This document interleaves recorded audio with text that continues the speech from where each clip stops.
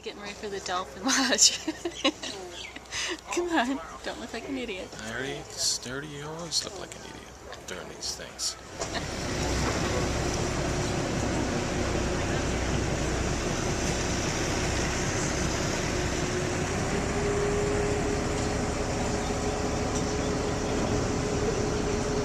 Two of them are very unpredictable. They're what we call opportunistic. So it's hard to track down where they might be at any given point in time during the day because they don't have a schedule. There's no certain time where we're likely to find them feeding in deep areas. There's no certain time where they like to get their rest or take their naps. They do that day or night. And usually for rest, dolphins prefer shallow or more protected areas. But because we don't know what they're doing at this time of day, we want to cover all of the areas: deep water, medium depth, shallow water. So that's why we try to do a bit of traveling. The more water we cover, the better our chances are of encountering dolphin. Theories. So there are two whales up there at 11 o'clock now. You'll be able to see, and I know a lot of you are already asking, that was a calf, that little one, that one that's jumping out of the water. There's a much larger one next to it, so you'll get a good view of relative size. A calf is roughly the size of a pickup truck, about 10 to 15 feet in length at birth, about 1.5 to 2 tons. Whereas an adult is almost a ton per foot and about as big as a yellow school bus. Since even that tail is much larger on the adult. There's Mom. I was going to say, it's been a while. See that size difference? And that was actually a treat. That calf was between us and Mom. Most often, Mom will put herself between the calf and any boats, or between the calf and other whales. So normally we can't tell a male from a female, but we can always tell Mom because she's the closest to that little one.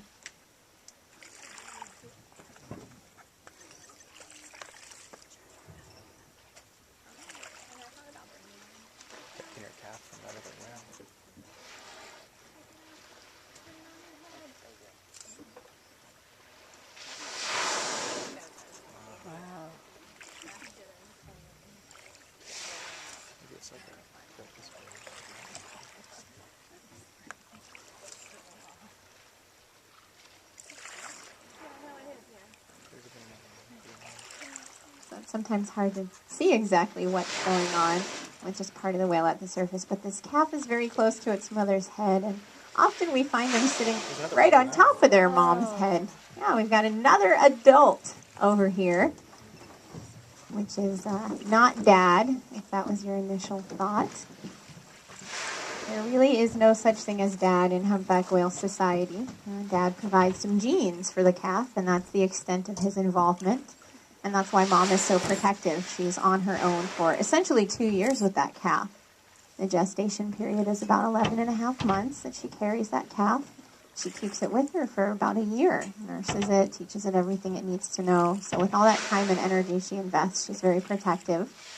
Other whales may come and go. Typically males will hang out with females, even with calves. And from our understanding, their primary interest is always mating. So that other whale should be a male and really wants nothing to do with that little one. Just wants to be next year's dad, which is something that this mom may or may not be interested in. A very small percentage of female humpback whales in this population have a calf every year.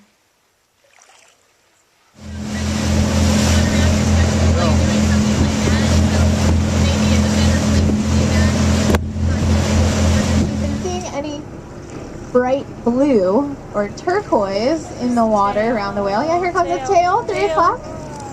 Beautiful. So that means it's going down. So we may start to slowly move on again. If you were seeing any turquoise around that whale, mammals are active during the day where the species is not. Maybe that's so they don't have to compete with the other dolphins in the area.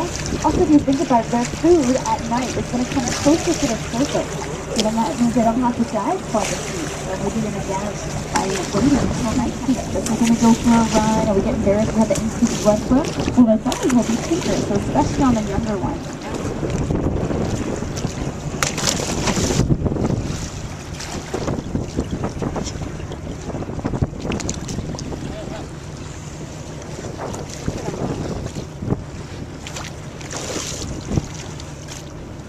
And even in the waves, the original surfers.